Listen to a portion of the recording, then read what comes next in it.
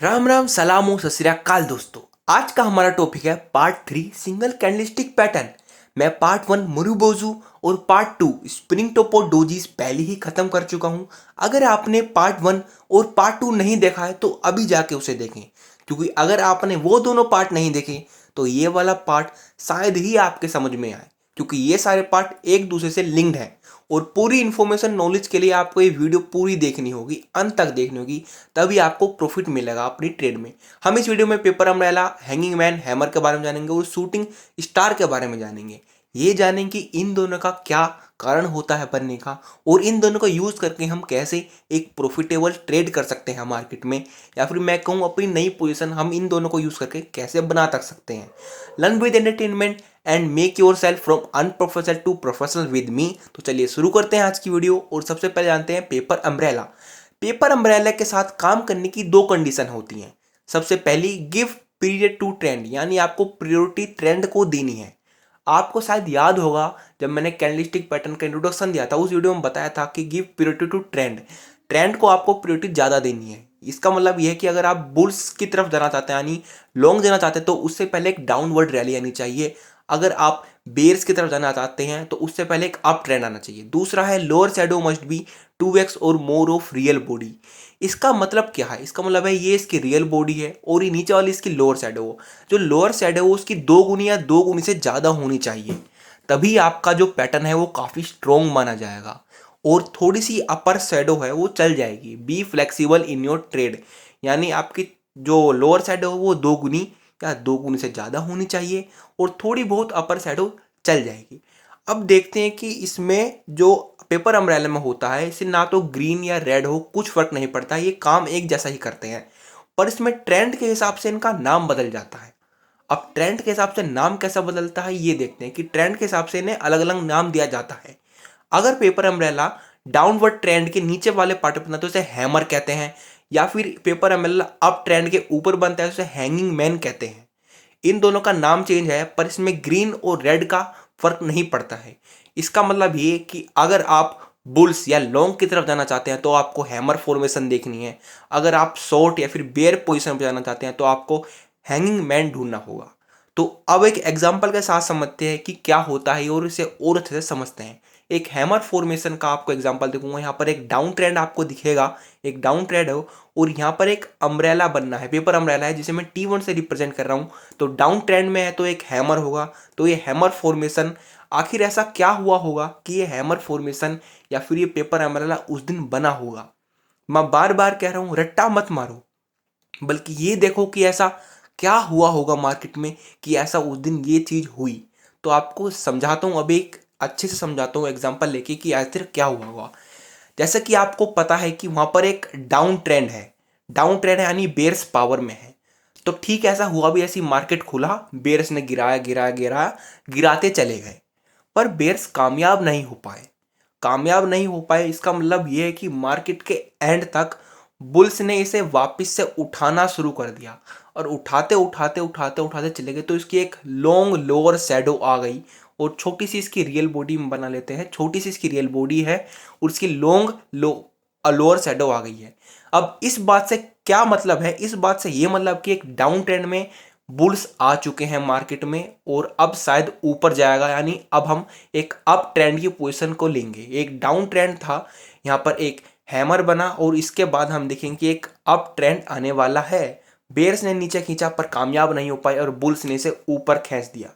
तो T1 की ये ट्रेड है। अब ये देखते कि हमें यहाँ पर अपनी पोजीशन यानी एंट्री पॉइंट, स्टॉप लॉस और एग्जिट पॉइंट कहाँ लेना चाहिए। तो ये देखते हैं, जानते हैं यहाँ पर कि हमें कहाँ पर ये एंट्री, एग्जिट पॉइंट और स्टॉप लॉस लेना चाहिए। अगर मैं कहूँ कि आपसे पहले, सबसे पहले बात करते हैं जो रिस्क लेने वाला ट्रेडर है, यानी जो उसी दिन ही ट्रेड करता है, तो वो कहाँ पर लेता है?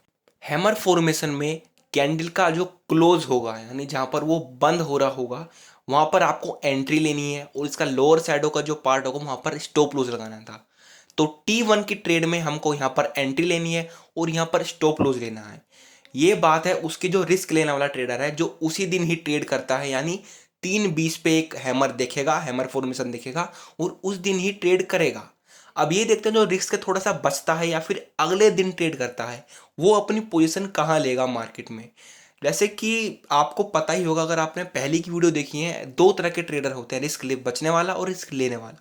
तो रिस्क से बचने वाला ट्रेडर एंट्री पॉइंट अपने अगले दिन कैंडल पे, पर स्टॉप लॉस इसका T1 पे ही होगा। तो आपको एंट्री और स्टॉप लॉस समझ में आ गए होंगे। तो अगर हम देखते हैं कि हैंगिंग मैन में हम क्या कर सकते हैं। हैंगिंग मैन में आपको पता है एक अप ट्रेंड है, एक अप ट्रेंड में पेपर अम्ब्रेला को हैंगिंग मैन कहते हैं, जैसे मैं T1 से रिप्रेजेंट कर रहा हूँ। T1 वाले दिन ऐसा क्या हुआ होगा मार्केट में कि एक हैंगिंग मैन फॉर्मेशन या फिर एक पेपर अम्ब्रेला फॉर्मेशन बनी। आपको ध्यान लगाना है क्या हुआ होगा। तो चलिए एक एग्जांपल के साथ समझते हैं क्या हुआ होगा।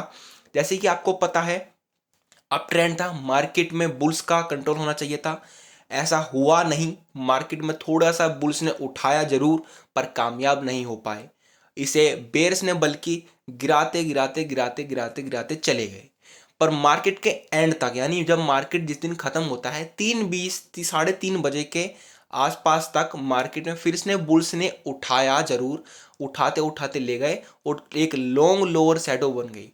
इससे बात से क्या पता लगता है आपको। इस बात से यह पता लगता है कि बेयर्स ने मार्केट में एंट्री ले ली है, या फिर मैं कहूं बेयर्स मार्केट में आ चुके हैं। पर मैं अपने एक्सपीरियंस से एक बात कहनी चाहूंगा, हैंगिंग मैन में ट्रेड करने से पहले थोड़ा सा सोचें, सोच समझ के ट्रेड लगे। ऐसा मैं क्यों कह रहा हूं आपको थोड़ी देर में समझाता हूं। पर अभी ये देखते हैं कि हैंगिंग मैन में हमें कहां पर पोजीशन लेनी चाहिए। ये एक अप ट्रेंड है, T1 का ये ट्रेंड है। तो यहाँ पर एक अप ट्रेंड जाएगा तो एक डाउनवर्ड ट्रेंड जाना चाहिए, जैसे कि हमने पढ़ा है। तो हैंगिंग मैन में हमें अपनी पोजीशन कहाँ लेनी चाहिए, या फिर कहाँ पर हमें अपना एंट्री एग्जिट या फिर स्टॉप लॉस लगाना चाहिए। जो हमें हैंगिंग मैन में एक पेपर अम्ब्रेला बनेगा तो उसे हैंगिंग मैन कहते हैं। यहाँ पर हमारी एंट्री होगी और स्टॉप लॉस हमारा ऊपर होगा, यानी जहाँ पर इसकी ओपनिंग है वो स्टॉप लॉस है और जिसकी लोअर साइड है वो हमारी एंट्री है। अगर आप पहली सी ट्रेड में बने हुए हैं तो आपको हैंगिंग मैन में इस पॉइंट पे, यानी जहाँ से इसका जो क्लोज होता है वहाँ पर आपको एग्जिट ले लेना है अपनी ट्रेड को, जहाँ पर इसका क्लोज होता है। अगर आप पहली सी ट्रेड में हैं तो पेपर अम्ब्रेला हैंगिंग मैन बनते ही आपको वहाँ पर एग्जिट ले लेना है। अब बात इस पर आती कि हैंगिंग मैन में ऐसा क्यों कहा मैंने कि आपको थोड़ा सोच समझ कर ट्रेड करनी चाहिए या फिर 2 बार सोचना चाहिए। मैं ये कह रहा हूँ कि हैंगिंग मैन में हमेशा अगले दिन ट्रेड करें, यानी जिस दिन हैंगिंग मैन बन रहा है ना उससे अगले दिन ट्रेड करें। ऐसा मैं इसलिए कह रहा हूँ कि खुद ही सोचो, अगर बेयर्स इतने ही पावरफुल होते एक लॉन्ग कैंडल बनता, बेयर रेड कैंडल, पर ऐसा हुआ नहीं। बेयर्स ने गिराया तो जरूर, पर बुल्स ने इसे वापस से उठा लिया है मार्केट के एंड में। तो इससे यह पता लगता है कि बुल्स अभी भी पावर में हैं, यानी बुल्स अभी भी मार्केट में मौजूद हैं, और जो कि काफी खतरनाक स्थिति है। हैंगिंग मैन में फेल होने की परसेंटेज कुछ ज़्यादा ही होती है और कैंडल के मुकाबले।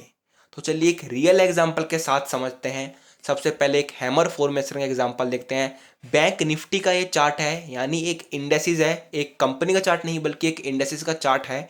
जी हाँ, कैंडलस्टिक पैटर्न इंडेसिस में भी काम करता है। ये देखिए एक डाउन ट्रेंड आपको यहाँ दिखेगा, और डाउन ट्रेंड के बाद यहाँ पर आपको एक हैमर फॉर्मेशन दिखेगी। ध्यान से देखिए, ये वाली जो ये आपको यहाँ पर दिख रही है ये एक हैमर फॉर्मेशन है। इसकी थोड़ी सी एक अपर शैडो है जो कि चल जाएगी। अपर शैडो इसकी रियल बॉडी के आधी है, तो ये be flexible in your trade, तो ये चल जाएगी। पर जो इसकी लोअर शैडो है वो कम से कम भी 2 गुना से ज़्यादा बड़ी है। देखिए यहाँ पर आपको दिखेगा कि एक और हैमर फॉर्मेशन है। अब दो दो हैमर फॉर्मेशन आपके दिमाग में आया होगा कि यहाँ पर डाउन ट्रेंड गया, तो इस वाले जो यानी पहला वाला हैमर है इससे ही क्यों नहीं गई ट्रेंड ऊपर। तो एक एग्जाम्पल के साथ अभी आपको बताता हूँ। सबसे पहले मत आया कि रिस्क लेने वाला ट्रेडर, रिस्क लेने वाला ट्रेडर अपनी जो एंट्री लेगा वो यहाँ पर लेगा, और जो इसका स्टॉप लॉस यहाँ पर नीचे वाले पे होगा। आप कर्सर की तरफ ध्यान दें मेरे। और तो उसके अगले दिन ट्रेड बनी तो उस अपनी एग्जिट नहीं करेगा, क्योंकि इसका स्टॉप लॉस तो नीचे बनाया हुआ है। तो उसके और अगले दिन जब वो देखेगा 3:20 पे, वहाँ पर उसे फिर से एक पेपर अम्ब्रेला बनता दिखाई देगा, यानी एक हैंगिंग मैन बनता दिखाई देगा। याद रखें आपको एंट्री भी 3:20 के बाद में लेनी है और एग्जिट भी 3:20 के बाद में लेना है। स्विंग ट्रेडर के लिए मार्केट के बीच में का ना तो कभी एंट्री लेनी है और ना ही कभी एग्जिट लेना है। तो ठीक आपको जाकर आपको फिर से एक तीसरे दिन बाद एक पेपर अमराइल देखेगा तो अपनी ट्रेड को कंटिन्यू रखेगा, यानी एग्जिट नहीं करेगा। अब देखते हैं कि जो रिस्क से बचता है वो क्या करेगा। जो रिस्क से बचता है वो अगले दिन का इंतजार करता है। अगले दिन उसे एक ग्रीन कैंडल पैटर्न नहीं मिलेगा तो वो ट्रेड नहीं करेगा, यानी उसकी जो ट्रेड है वो उसके दूसरे से ऊपर नहीं जा रही। तो तीसरे वाला दिन जब वो देखेगा एक फिर से हैमर फॉर्मेशन बनी है तो अगले दिन वो ट्रेड करेगा जब वो एक ग्रीन कैंडल या फिर ऊपर की तरफ देखे लगेगा कि हाँ ये जो अब अगले दिन का क्लोज है वो दूसरे पिछले दिन के क्लोज से ज़्यादा है। तो देखते हैं कि आपको दिखेगा एक अप डाउन ट्रेंड आया था, थोड़ा सा अप ट्रेंड हुआ पर फिर से एक डाउन ट्रेंड, हल्का सा डाउन ट्रेंड के बाद एक यहाँ पर बहुत लंबे डाउन ट्रेंड के बाद एक अप ट्रेंड गया है। आपको साफ साफ दिख गया होगा, साफ साफ समझ में भी आ गया होगा। अब नेक्स्ट एग्जांपल देखते हैं हैंगिंग मैन का। हिंडलको का 1 डे का ये चार्ट है। आपको यहाँ पर थोड़ा सा अप ट्रेंड दिखेगा और यहाँ पर आपको एक हैंगिंग मैन बनता दिखाई देगा। वैसे तो हर पैटर्न फेल होता है मार्केट में, ऐसा जरूरी नहीं है कि सिर्फ हैंगिंग मैन ही फेल होता है, पर हैंगिंग मैन के फेल होने की परसेंटेज कुछ ज़्यादा ही होती है। हम इसलिए ही स्टॉप लॉस लगा के चलते हैं कि हमें भी नहीं पता कि कौन सा पैटर्न कब फेल हो जाए। पर हैंगिंग मैन में ट्रेड करने से पहले अगले दिन का इंतजार जरूर करें, जरूर करें, जरूर करें। आपको दिखेगा यहाँ पर एक अप ट्रेंड है, अप ट्रेंड के बाद एक हैंगिंग मैन बन रहा है जो आपको दिखेगा साफ साफ फेल हो रहा है। इसके अगले दिन एक लॉन्ग ग्रीन पैटर्न बनाया हुआ है, तो इसका मतलब हैंगिंग मैन हमारा फेल हो गया है। अगर हैंगिंग मैन फेल होता है तो ये समझिए कि मार्केट में बुल्स की बहुत ज़्यादा पावर है। अगर हैंगिंग मैन पास होता है तो बेरिश पैटर्न आने वाला है।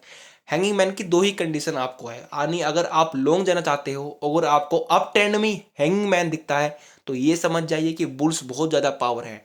बेरिश ने दम तो लगाया पर बुल्स ने इसे वापस से उठा लिया, और बुल्स इतनी पावर में है कि बेर्स की एक ना चली, यानी बेर्स बिल्कुल भी कामयाब नहीं हो पाए।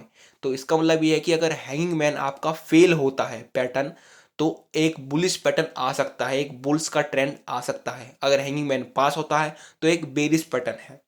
तो अब ये देखते हैं शूटिंग स्टार का क्या मतलब होता है। शूटिंग स्टार में भी ना तो रेड का फर्क पड़ता है ना ही ग्रीन का फर्क पड़ता है, ये दोनों एक जैसे ही काम करते हैं, ठीक पेपर अम्ब्रेला की तरह ही काम करते हैं। अब ये देखते हैं कि शूटिंग स्टार का बनने का क्या मतलब है। शूटिंग स्टार हम देखते हैं, एग्जांपल देखते हैं। एक अप ट्रेंड में यहाँ पर एक अप ट्रेंड आपको दिखेगा, T1 से मैंने रिप्रेजेंट कर दिया जहाँ पर एक शूटिंग स्टार बना है। इसकी छोटी सी रियल बॉडी है और जो इसकी अपर साइड है वो काफ़ी लंबी है, यानी इसकी जो अपर साइड है वो 2x या मोर होनी चाहिए। थोड़ी बहुत लोअर साइड चल जाएगी, be flexible in your trade. तो अब ये देखते हैं कि आखिर उस दिन ऐसा क्या हुआ होगा कि एक शूटिंग स्टार पैटर्न बना। तो ये समझते हैं क्या हुआ। जैसा कि आपको पता है एक अप ट्रेंड है, यानी बुल्स ताकत में थे। ऐसा हुआ भी मार्केट की शुरुआत में, बुल्स ने उठाया जरूर पर मार्केट के एंड तक बुल्स कमजोर पड़ गए और बेयर्स ने इसे नीचे गिरा दिया, यानी नीचे नीचे नीचे गिराते चले गए। इसकी वजह से एक लॉन्ग अपर शैडो बन चुकी है जो कि रियल बॉडी के लगभग लगभग 2 गुना या 2 गुना से ज़्यादा है। बुल्स ने ऊपर उठाया पर बेयर्स ने नीचे गिरा दिया। तो इससे ये पता लगता है कि मार्केट में बेयर्स की एंट्री हो चुकी है, यानी एक अप ट्रेंड में अब बुल्स हार चुके हैं और बेयर्स की एंट्री हो गई है। तो इसके मुताबिक अब अप ट्रेंड के बाद नीचे जाना चाहिए, यानी डाउन ट्रेंड जाना चाहिए। तो अब ये देखते हैं कि हमें अपनी एंट्री पॉइंट या फिर एग्जिट पॉइंट कहाँ लेना चाहिए मार्केट में। इस वाले पॉइंट पे जहाँ पर ये क्लोज होता है आपको एंट्री लेनी चाहिए, और जो इसका अपर साइड का सबसे ऊपर का पार्ट है यहाँ पर आपको अपना स्टॉप लॉस लेना चाहिए। अगर आपने मार्केट में पहली सी ट्रेड ले रखी है, यानी पहली सी आपने मार्केट में ट्रेड कर रहे हैं, तो इसका जो क्लोज पॉइंट होता है वहाँ पर आपको एग्जिट ले लेना चाहिए, यहाँ पर अपनी ट्रेड को एग्जिट कर देना चाहिए। अब आप सबके लिए एक सवाल है, हम शूटिंग स्टार डाउन ट्रेंड में नहीं पड़ेंगे, शूटिंग स्टार डाउन ट्रेंड में नहीं बनता है, ऐसा क्यों होता है? इस बात का जवाब आप मेरे को कमेंट सेक्शन में बताएं। अगर आपने हैंगिंग मैन के बारे में समझा है तो आपको इसका आंसर जरूर मिलेगा। अब एक रियल एग्जांपल के साथ समझते हैं कि शूटिंग स्टार का क्या मतलब होता है या फिर ये क्यों बनता है। सॉरी, एक किपला का एक चार्ट है, 1 डे का चार्ट है। यहाँ पर आपको एक अप ट्रेंड दिखेगा, यहाँ पर देखिए एक अप ट्रेंड है और यहाँ पर आपको एक शूटिंग स्टार बनता दिखाई देगा। इसके अगले दिन भी एक शूटिंग स्टार ही है। इसकी छोटी सी रियल बॉडी है और एक लॉन्ग अपर शैडो है, आपको साफ साफ दिखेगी यहाँ पर एक शूटिंग स्टार बना हुआ है। तो शूटिंग स्टार बना हुआ है, अप ट्रेंड में बना हुआ है। इसके अगले दिन भी एक और शूटिंग स्टार बना हुआ है। इसका मतलब है कि बेयर्स बहुत ही ज़्यादा पावर में है, बहुत ही ज़्यादा पावर में है। और ऐसा ठीक हुआ भी, ये देखिए सीधा एक डाउन ट्रेंड गया है। एक छोटे से अप ट्रेंड के बाद शूटिंग स्टार बना और सीधा डाउन ट्रेंड गया है। अब मैं आशा करता हूँ कि आपको ये वीडियो समझ में आ गई होगी और ये चीज़ समझ में आ गई होगी कि हमें कहाँ पर एंट्री और कहाँ पर एग्जिट लेना है। वैसे तो अब आपको समझ में आ गया होगा, अगर आपने मेरी वीडियो पहले भी देखी होगी तो आपको खुद ही अंदाजा हो गया होगा कि हमें कहाँ पर एंट्री और कहाँ पर स्टॉप लॉस लगाना है। तो देखते रहिए और सब्सक्राइब करें मेरे चैनल को और वीडियो को लाइक करने ना भूलें। और कमेंट सेक्शन में जो आपको मैंने सवाल दिया है उसका आंसर ज़रूर दें। अगर आपको कोई डाउट है तो कमेंट सेक्शन में वो भी देख लें। Thank you for watching. Learn with entertainment and make yourself from unprofessional to